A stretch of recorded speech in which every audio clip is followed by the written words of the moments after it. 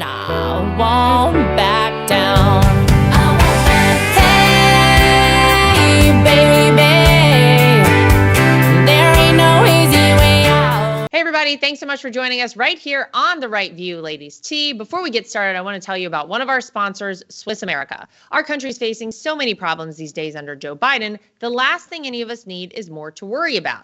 Unfortunately, we now have to fear losing our freedom and privacy with the Democrats' new push for a digital dollar that could allow the government to tell us what we can and cannot buy with our own hard-earned money. That's why I'm encouraging every one of you tuning into the show right now to get The Secret War on Cash, an insightful report created by my friends at Swiss America. With this report, you'll learn how to protect yourself from the threats facing our freedom and your hard-earned money. The report is available right now to my listeners free of charge. Just call 1-800-289-2646 or visit www.swissamerica.com/Trump for your free report.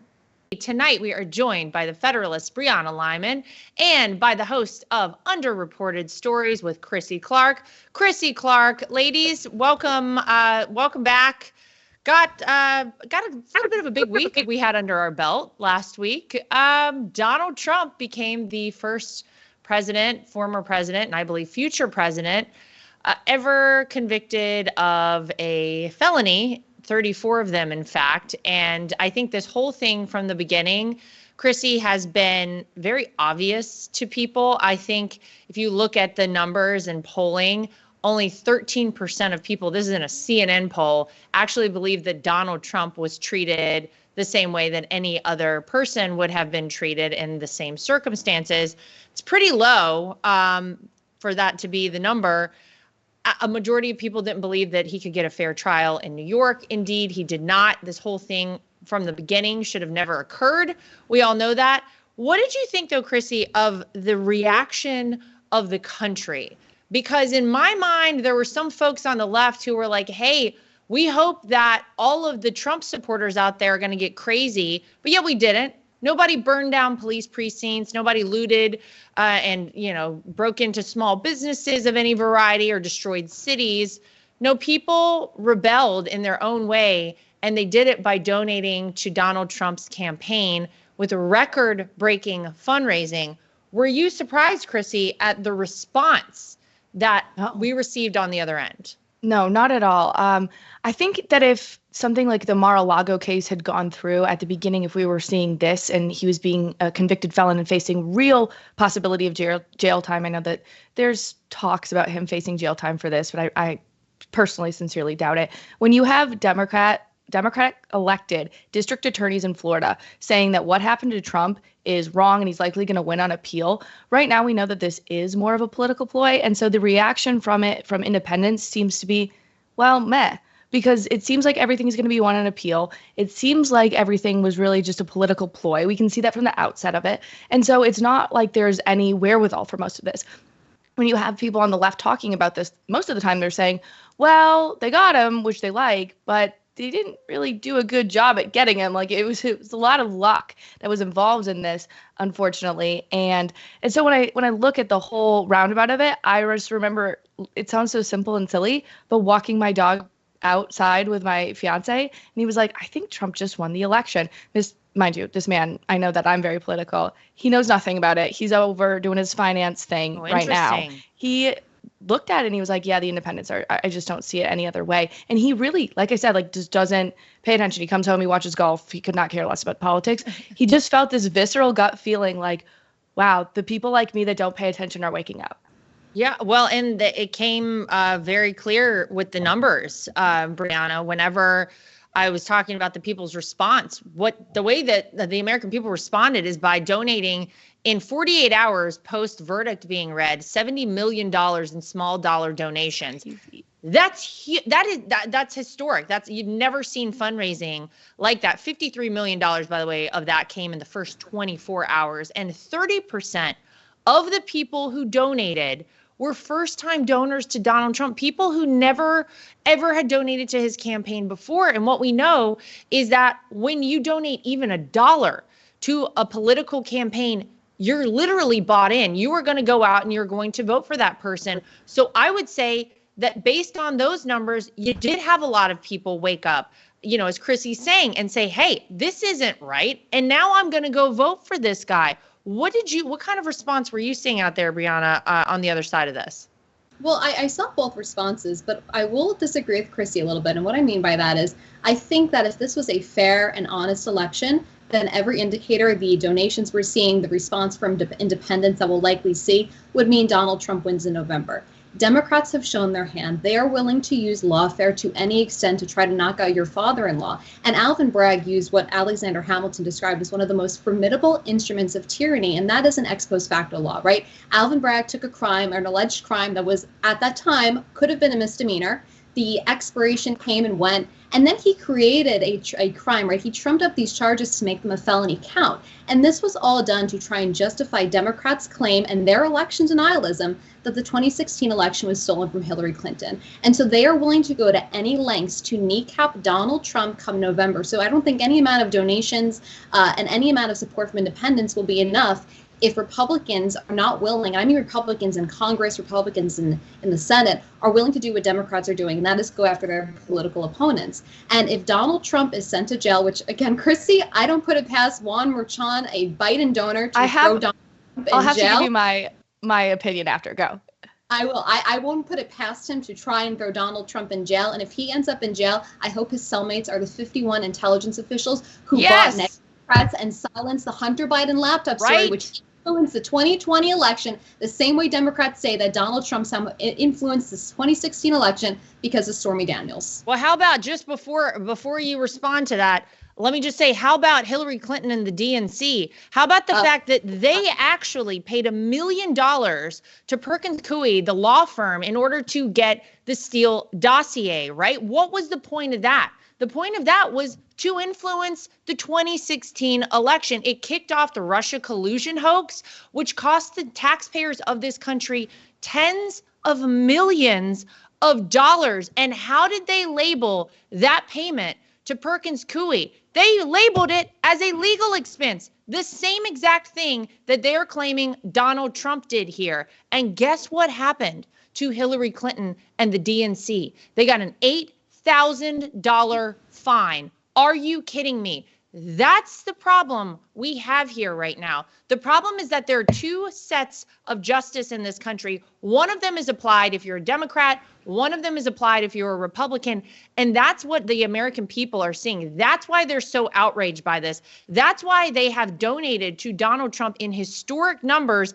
And people who knew about supporting him said, you know what? I can't live in a country with two different systems of justice. We either are going to be a country where we treat everyone the same way, or we're not. And they want their country back. And I believe that they just, my husband said it, he put a tweet out, Donald Trump will, as of May 30th, 2024, will be the day that Donald Trump won the election. Sorry to interrupt. I know you wanted to respond. Go ahead.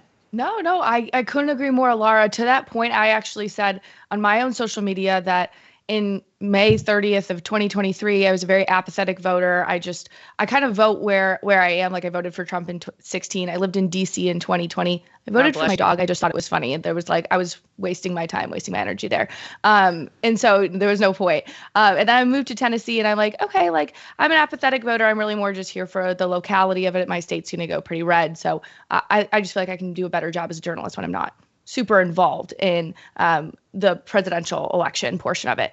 And then May 30th, 2024 arrived and I said, I wasn't going to. Joe Biden's sole goal should have been to get people like me to just stay on the sidelines, and he couldn't do it. I mean, the pullout from Afghanistan, the fact that we're all in World War III, there were so many things that were pulling me. That was the pushing me off the cliff. So it was very frustrating. But back to the whole Trump sentencing thing. I personally believe that if there is a collusion going on between the Biden administration and the DA's office in Manhattan, that we're going to see a 30, 60, or 90-day jail time sentence for Donald Trump, and then they're going to issue a stay so that they seem somewhat like, oh, this should go to jail. It's that big of a crime that he should go to jail, even though now there's a 73-year-old who has no criminal prior convictions would be facing anything like this, right? So I think they're going to put it in place and then they're going to issue a stay pending appeal so that they seem less political, but we all know that it's a big crime. And then for the rest of the campaign cycle, we're just going to hear MSNBC go, convicted felon, convicted felon, convicted felon. So Yeah, annoying. no, that's all they wanted. They wanted that talking point. They desperately wanted to be able to call him a convicted felon. They're going to jam it down everybody's jail time. throats. Yeah. With Oh, yeah, jail yeah. time. With jail time, absolutely. But the thing is that the American people don't care. They have proven they don't care. You guys out there can call him a convicted felon all you want, but guess what Yeah. the American people care about? They care about the fact that they can't make ends meet. They care about the fact they have to pay so much more when they go to the grocery store just to put food on the table for their family. They can't fill up their gas tank in the same way. We have an open southern border. It is wreaking havoc across our country. Doesn't matter whether or not you're a border state anymore. Every state is a border state. We've got wars breaking out across the world. People want their country back. They want their life back. And maybe they don't love everything about Donald Trump, but man, life was a heck of a lot better when he was in office. And that's why people are going to go out and vote for him. Don't buy all the hype. The smoke and mirrors of this trial and all this garbage is not working on the American people. And I just want to read something that I saw somebody post over the weekend. Every single one of the founding fathers was a felon. Some went to jail, some were executed, some died penniless. There is always a cost to being a revolutionary against an evil system. Persecution is part of the process. In the end, the revolutionaries change the world. So I want everybody to remember that as we head into the next 5 months, because we're going to need to keep that in mind. They are going to continue. I believe that this was just the beginning of what they're preparing to do to try and sway this election. As the co-chair of the RNC, I can guarantee you I'm well aware of all the ways that they are trying to sway the election and rig it in every single state. We have lawsuits out in so many states right now. And the problem is that the Democrats want to make it easier to cheat and harder to vote for people. And we're trying to do the opposite. So rest assured, we know how they play this game. We are looking at it every single day and we are fighting it every single day. And we are also, as a party, playing the game differently this time. So I just want to make sure everybody understands that. You do have actual criminals out there, as it turns out. I know that that nobody wants to talk about that. Certainly not DA Alvin Bragg. You've got real criminals who are causing real problems in our major cities across the country. Take a look at New York. While Alvin Bragg was sitting in that courtroom waiting for the verdict to be read the other day, guess what was happening? At a McDonald's, there was some guy with a machete who stabbed 3 people in New York City. They don't care about doing anything with those people. They're worried about Donald Trump. You have the Democrat Boston mayor, Michelle Wu, who wants to now decriminalize and not prosecute, Chrissy, certain offenses. Let me get your take on this one, because here's where they fall.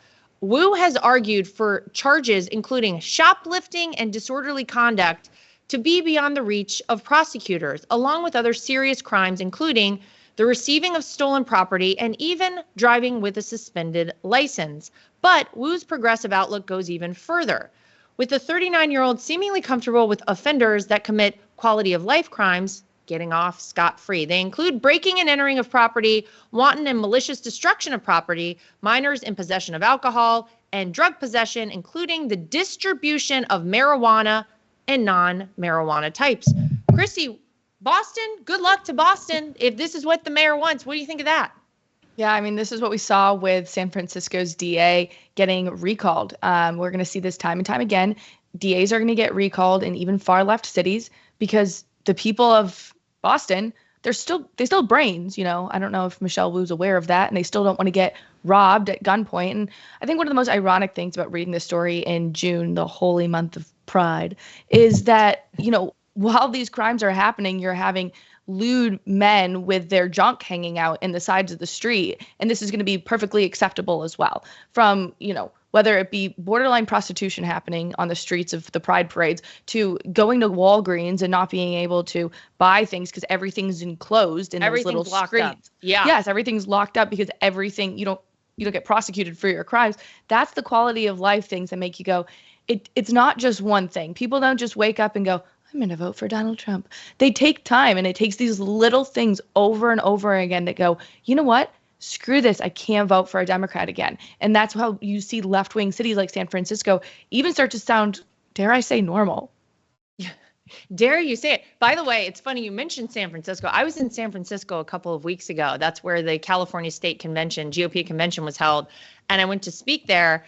And it's sort of amazing because I had forgotten my eyelashes Let me just tell you a quick story. Went to a CVS or Walgreens or one of these like pharmacies. All I wanted was to buy some eyelashes. That's it. I mean, these things are like $6 for, a set of eyelashes or whatever it is. It took me like 40 minutes in this CVS or Walgreens in San Francisco because they were locked behind the plexiglass. And then I'm like, well, how do I where do I go to get somebody to help me? There's one person checking people out at the front. The line is wrapped around the store. This person's not gonna help me. So I'm looking for the button to push. Can't find a button. Oh, I find the button that's closest to the cosmetic section, except it's broken. It doesn't even work. So I have to go over to like the section with the snacks and the nuts and stuff to finally push the button. And some guy comes over. He's like, can I help you? It took me like 40 minutes to buy some eyelashes. That's exactly right. It's the quality of life for every person in this country declining. When it takes you 40 minutes to go buy some eyelashes, you probably are going to leave there very irritated and like, how did life get this bad? Here's another thing, Brianna, that Mayor Wu wants to do. By the way, let me just remind everybody, Michelle Wu is the mayor who held this Christmas party, holiday party for the electeds of color. Remember that, where she said no white people were invited? This is the same individual we're talking about here. So, I mean, Boston, you guys better wise up the next time you have a mayoral election. She also wants to demilitarize the police. So she wants no tear gas for the police to have access to if they need it. No rubber bullets, okay?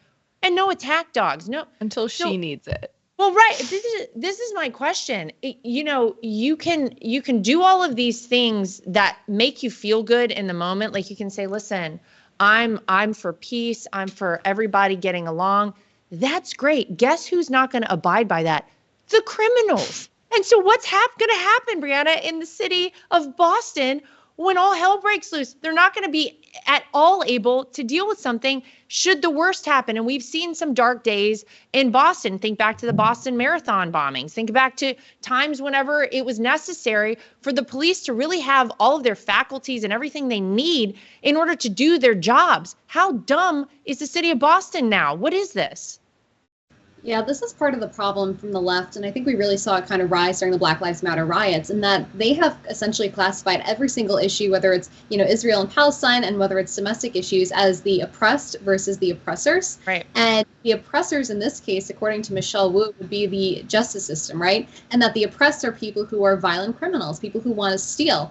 And they essentially give these people a green pass by making it out to be, though, that there is, for instance, racism that's causing them to be impacted by the justice system unfairly, when it's like, actually, you should just not choose to go steal something from a CVS or a Walgreens, like you mentioned. And unfortunately for Democrats, they live in their own bubble where they see a problem and they see this problem, and their way to remedy it is by blaming someone else, by blaming, for instance, the police. Well, maybe if we didn't have a militarized police, people wouldn't want to rob a store. And so if we demilitarize the police, we're going to fix that problem. And it'll only be until it boils over to the fact that you have people who have income and are income driven and living there leave, and that they lose their tax base, and then they will implement policies that want to draw back those taxpayers, right? I mean, we've seen New York do it. Eric Adams, and I don't, but he is less liberal than de Blasio and then Bloomberg and his past predecessors, in that he is trying to create the semblance that New York City is becoming safer because they want to draw people back. People are fleeing to Florida and Texas where they know law will be enforced. And unfortunately, if Democrats don't understand this, they're going to see this mass exodus continue. Okay, if you suffer from chronic pain, listen up. Here's a way to help you get real relief. As a fitness fanatic, I understand recovery is just as important as the workout itself. But whether you're recovering from an injury or just looking for everyday relief from pain in your joints and muscles, nerve pain, fibrosis, and inflammation, I recommend Golden Revive Plus from Up Wellness. This advanced all-natural formula combines 6 powerful anti-inflammatory ingredients, including a proprietary turmeric extract that's 200 times stronger than raw turmeric.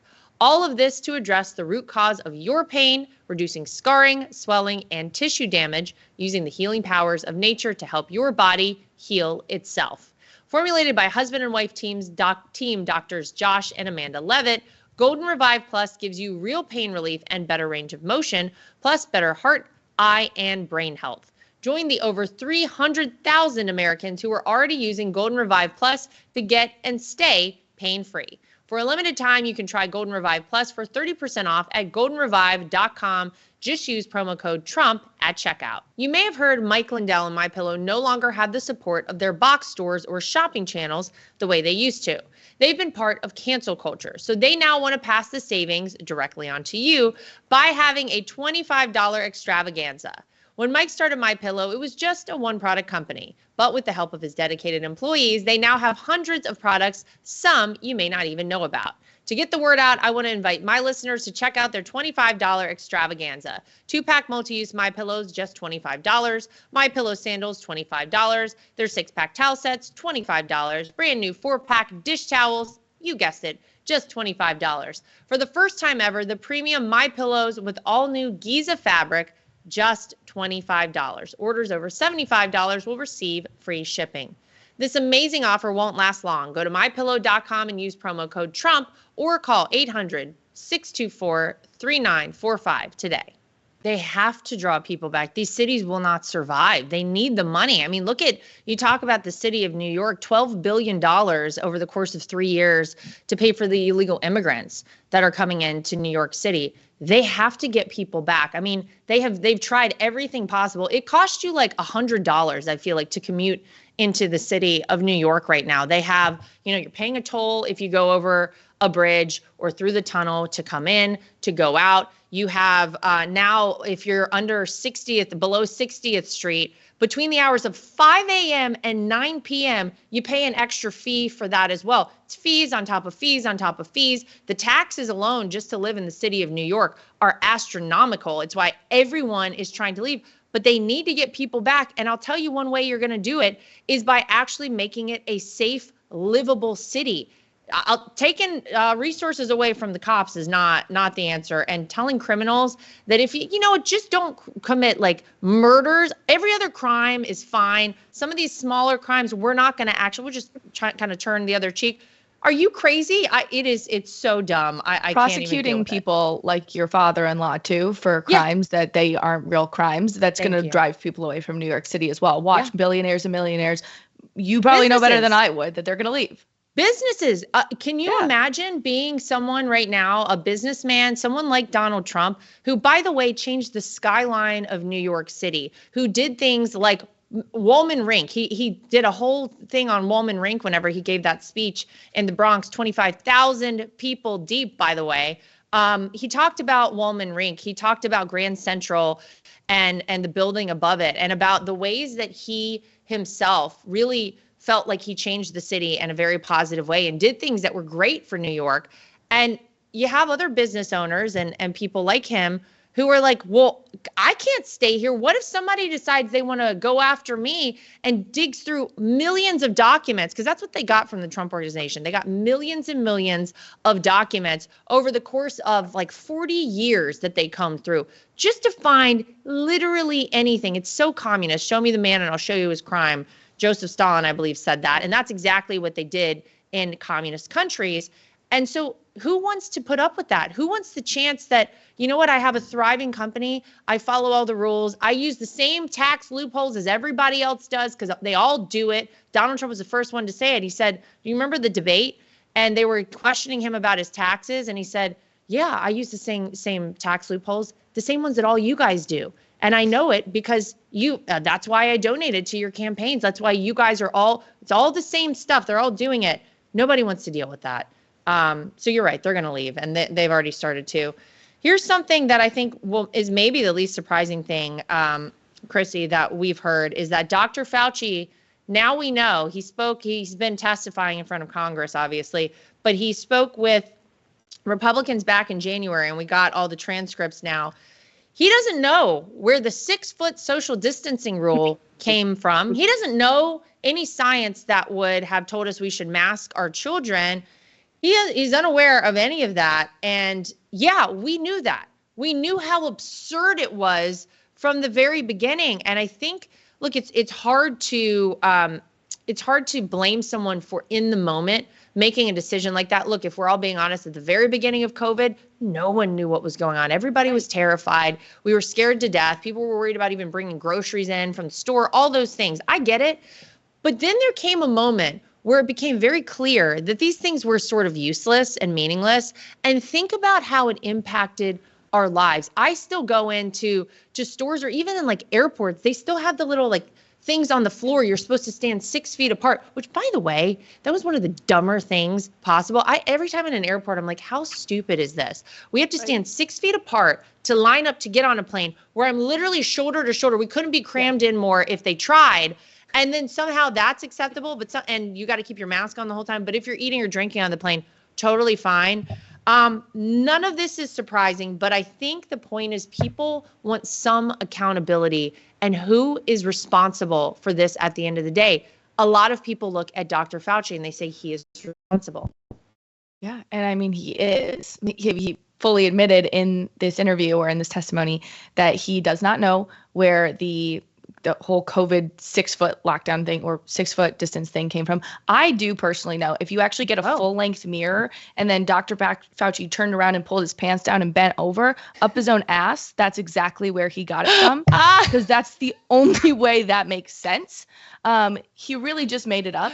And I think that it was, again, like you said, out of abundance of precaution. No one's going to blame you for getting it wrong in those first couple of weeks. Right. We all understand that fundamentally. But when you continue to do it, I believe I was living in Nashville, so it would have been July of 2021, well after the pandemic or the real part of the pandemic had happened. We still had those rules implemented. Heck, I think they were still technically implemented till 2022. Correct me if I'm wrong. Brianna is like a human computer, so she probably knows best. That's probably right. Yeah. If they did. I know in New York we had those up until 2022. Oh my God. It's so outrageous. It's just I remember going to the grocery store in Westchester, New York. So obviously it's a blue area, like make no mistake. But the fact that I remember standing outside, and this is when they would limit it to like 5 people in the grocery store. Like my whole day would be spent trying to go get groceries for my family. And so you've had people, waiting to get in the grocery store for like 2 hours. You're waiting in this line. And I remember there was a guy in front of me, again, wearing not even the N95 or KN95 mask, which we all know is the only mask that did anything. Those cloth masks with like cats and stuff on them. Pointless, meaningless. Good luck to you guys. This guy turned around and got so mad at me because I might have been like 4 feet away instead of 6 feet away. This stuff, Brianna, made people crazy. It made people crazy. And the craziest part to me, and the thing that I think is most upsetting to me, is I still see people doing it today. I saw it in Nashville. There's still people in cloth masks. There's still people who like get weird about stuff. They really gave people a massive complex. Or are these people just too dumb to realize how crazy they look and that none of this mattered? They're not dumb. And in fact, what actually happened is they are victims, and they are victims of misinformation. And what's really concerning is that Francis Collins also admitted that the 6 feet guidance, it came out of thin air.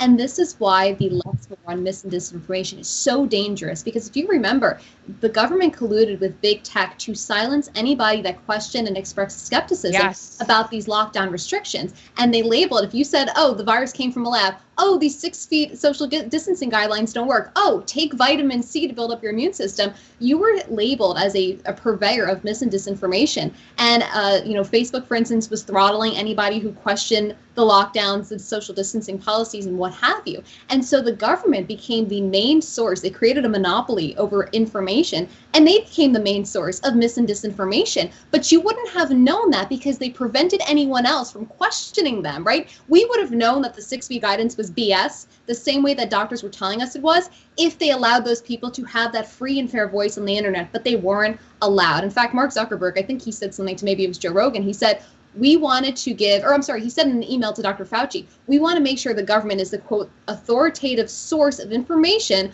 on COVID. The authoritative source was lying to the American public. So when we talk about these people who are still masked, they genuinely believe that the government has their best interests at heart because it's supposed to be a government of the people for the people. So you would think your fellow comrades would treat you with respect and want the best for you. But it turns out the government wanted to see how far they could go in controlling you. And so they stifled anybody who questioned anything. And these poor people haven't caught on that the government is their biggest enemy, right? It's so concerning. I was reading some of the comments on an article about this, and there was a substitute teacher who noted that she still sees students, these are like high school students, masking themselves in schools. And, you think about the impact, Chrissy, that this had on children alone. My kids were very young during COVID. I think my daughter was 6 months old. My son was 2.5 when it started. But I remember how I knew instinctively how bad this would be for kids. The kids who were learning to talk, like my daughter, certainly at the time as a 6-month-old, was soon going to be learning how to talk. If you don't see people's mouths, you can't learn properly how to articulate and enunciate words. Just for peer-to-peer communication, for learning how to socially interact with other children, people were terrified of getting their kids together. Now, for me, I looked at the numbers, I looked at the facts, and I said, well, there really isn't some huge number of children that are dying from this. In fact, kids are not dying from it unless they have some like very severe comorbidity or something that would affect them otherwise anyway. And so I tried desperately to get my kids around other children, although it was funny because anytime I would take them to a playground, I've told this story many times, in Westchester, New York, mind you, there would be like kids on the playground with masks on, again, outside, crazy. And as soon as the parents would see me rolling up with 2 kids with no masks, just like coming in like strong and look at these crazy people, no masks on, they would grab their kids up like, oh, they were horrified and like get out of there as quickly as they could. But the fact that you still have teenage kids in America masking themselves, what did we do? What did we do to an entire generation of kids? Maybe we won't fully know the toll that the schools being shut down and none of the social activity and interaction, the impact that ultimately had on kids for a long time. But the fact that we have young kids still doing that, teenagers, I think that's very upsetting to me.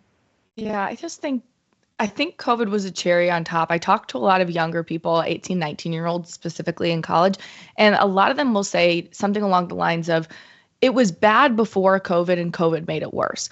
So I think wearing masks in high school, that COVID made that worse because it kind of normalized it. But these kids, I would say that this is a very mean opinion, but it's just how I genuinely feel. Kids aren't getting bullied anymore. They really aren't. And so they can't develop a thick skin. Agree. No, they don't get bullied anymore. So they act like freaking freaks. And then they walk around in their baggy, oversized pants, acting like weirdos with their masks on. And that was kind of acceptable before, but then COVID expedited that to be like, okay, not only can you be a weirdo and not get bullied for it, not that we want like kids being really bullied, but I mean, a light bullying is very helpful. I'd be wearing blue eyeshadow were not for 6th grade Sarah Anderson telling me, girl, you look terrible in blue eyeshadow, like sometimes it's helpful. And I look at this and these kids just like, they don't have a thick skin, and then COVID expedited it and normalized this like social awkwardness, if that makes sense. By the way, I don't disagree with you. I think that the thing that scares me as a parent, some of the things that scare me the most, number one is the fact that I just feel like our kids are very, very soft. I always hearken back to the greatest generation, our grandparents who were likely involved in some capacity in World War II. I know that my grandfathers, were deployed for that. It is really scary for me to think about the idea that we might need this upcoming generation of like kids in high school right now to fight for this country because they are so soft. Chrissy, you're exactly right. And I think about this all the time. Everybody gets a participation trophy. Everything is easy and soft. And if you feel upset or uncomfortable about something, we have a safe space for you. Sometimes the best lessons come from actually getting upset and being very, very emotionally injured. And that's okay sometimes. We've got to actually toughen up our society, I think, because I'm very afraid that there will come a day where we need those people to take it over and fight. And man, there's going to be nothing left for them. But to the bullying thing, the only thing that you're right, you used to get bullied at school, kids would get bullied and then they'd go home and, maybe somebody gets punched in the face and you call it a day and then you're best friends in like a year. Now it's like the online stuff and it's a totally different animal.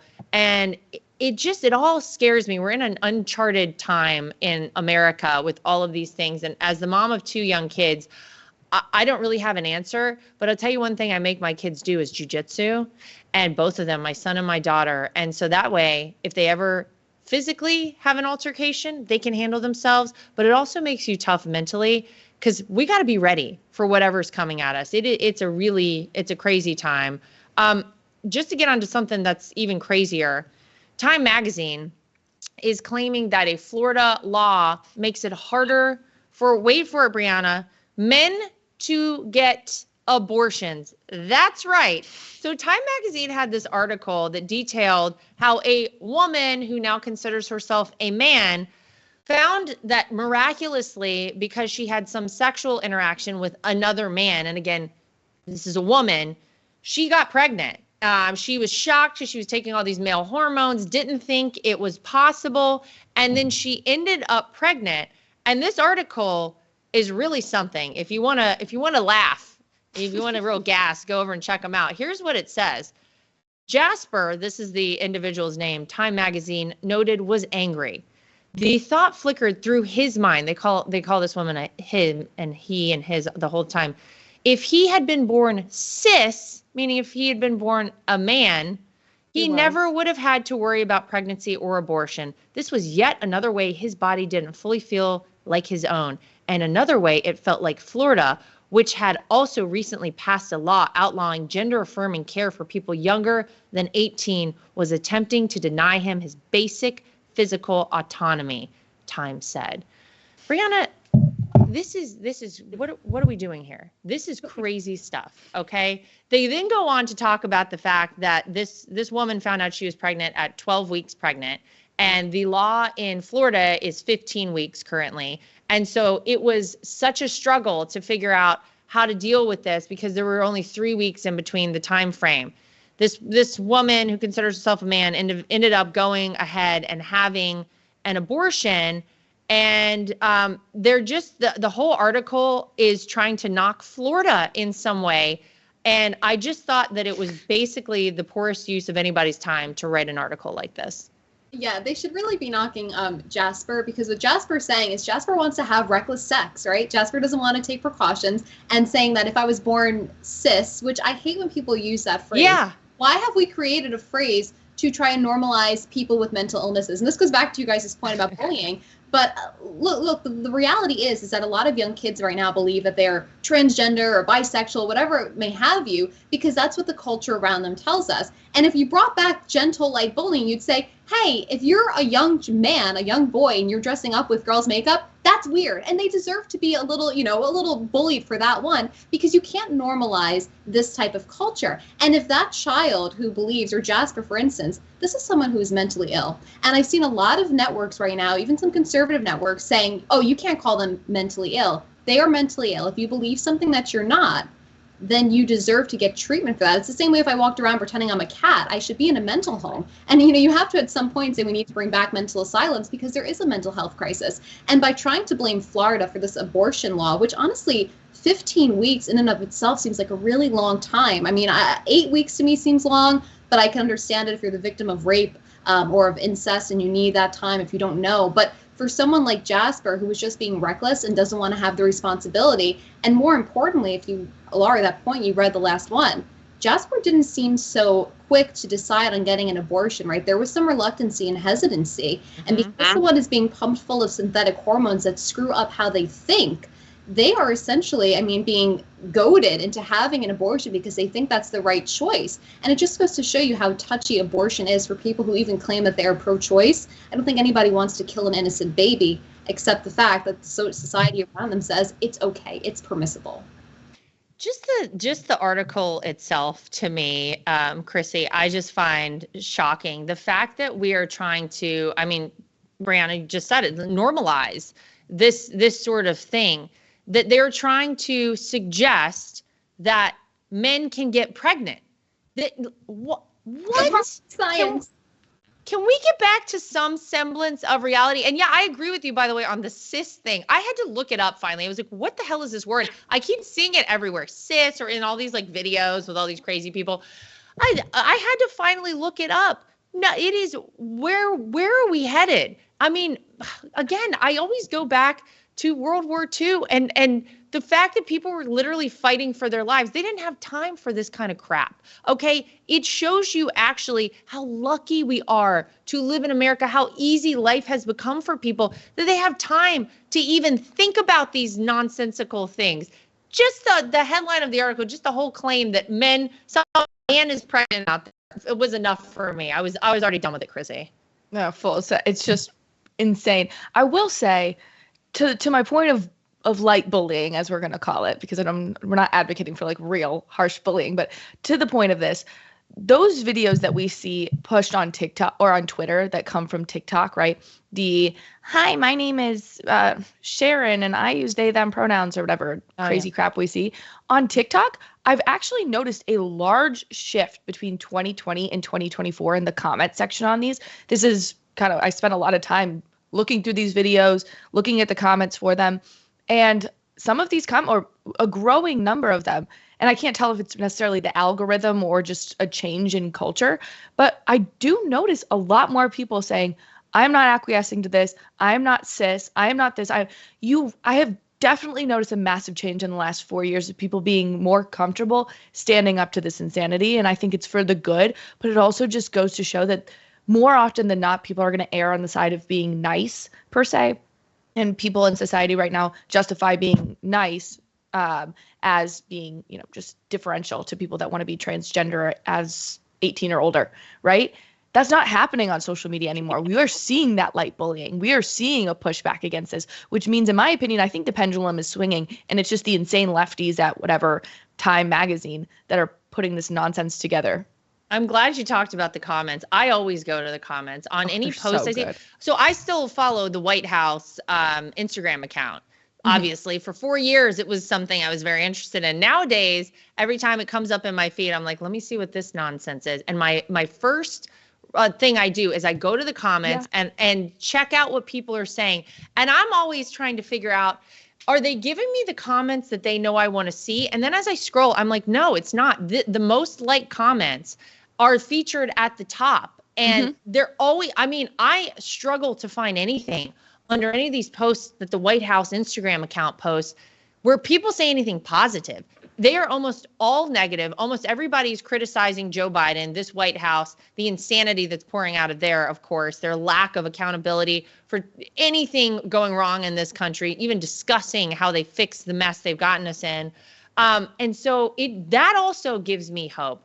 I'm like, well, people need a laugh, right? We need a reprise. When you're looking at something so serious and then all of a sudden it just kind of jolts into I don't know, somebody making a joke about Joe Biden falling downstairs. It's funny. We need that reprieve. Guy, if we don't laugh, we'll cry. Here, just to end on another really crazy note, this was one I saw, and it's in the same vein of the last story we just discussed.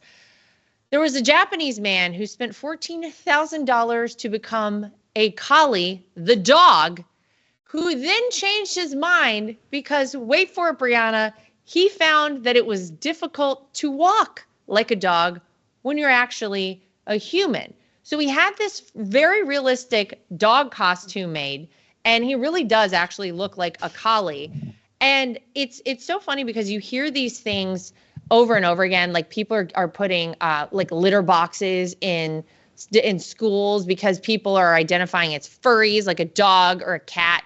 And this is just another thing. If one of my kids came home and told me this, that I don't even think. At home bullying. Yeah, please come home and tell me that you think you're a cat and you need me to put a litter box in our house. I dare you to do that and see what's going to happen. Here's what they say. Dogs and humans have different bone structure and the way they bend their legs and arms. So it's very difficult to make movements that look like this. This is from the guy who wanted to become a collie. I might realistically be able to become another dog, a panda, or a bear. A fox or a cat would also be nice, but they're too small for humans to try. I'd like to fulfill my dream of becoming another animal someday. This is what the man who tried to turn himself into a dog and then found out that it was challenging Brianna to walk like a dog. Imagine that. Lara, I hate this story because I look at that picture of the man in the collie suit and I actually get I squirm and I don't even want to go touch my own dog because now I'm like, is there a human inside of you? He looks very realistic. It is so realistic. And he is actually the pinnacle of what's wrong with the transgender movement. And that, you know, have you guys ever seen One Flew Over the Cuckoo's Nest, right? Oh, yeah. Ages Okay, ago. right. We need to bring back insane asylums because this man would be in that movie. He'd be starring in it, right? And with young children who change their gender, the same way that this man, for instance, he invested a lot of money. If he could have, you know, 4 years ago, he probably would have physically altered himself via surgery to be like a dog. And years later, he realizes, like, hey, this isn't working for whatever reason. And a lot of children, and Mary Margaret Olohan, she just released a book about detransitioning. But a lot of children, after they go through this whole, you know, what do you want to call it, phase, right? Like everybody goes through a phase. I believe yeah, for sure. They come to realize, I don't want to be a man. I want to be a woman because that's what I am. And so unfortunately, this is the reality that a lot of trans people also face. This is just an example with animals. And we shouldn't normalize this either. I got my dog right here, ready to ask him. Harper, do you think we're the same? Nope, Wait. no response because he's under the desk. Like Can a dog. I just tell you the greatest, speaking of comments and speaking of our last topic that I read on this article? It's all fun and games until he enters the Westminster Dog Show and robs cis canines from the top prize. Cis canine.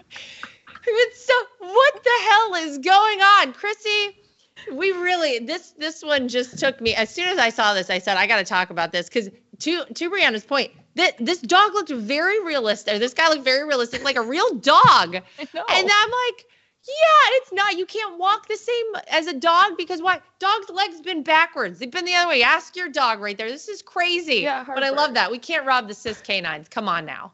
No, that's the best comment I've seen. Yeah, it's out of control. Well, listen, until we get the world back in some sort of working order, until Donald Trump becomes the next president, we're going to keep talking about all the craziness here, and we'll make sure everybody knows about it. So Brianna and Chrissy, I want to say thank you both for joining us here today for The Right View. To everybody at home, as always, make sure you like, subscribe, share, and follow. We'll see you back here next time for more of The Right View. And I won't back down. Hey, baby, there ain't no easy way out. Nothing is worse than being on a phone call that drops. Nothing is worse than trying to text someone and you can't reach them because your phone is out of service range. And nothing is worse than supporting these major corporations and companies who don't support us. That is why I love Patriot Mobile. They are America's only Christian conservative wireless network. They use every cell tower out there available to all networks so that they have the greatest 4G and 5G coverage nationwide, and they support the causes that are important to us as conservatives. If you go today to patriotmobile.com/Lara Trump and use the promo code Trump, you will get free activation today. Again, that is patriotmobile.com/Lara Trump. The promo code is Trump for free activation so that you can get a great cell plan and feel good about doing it.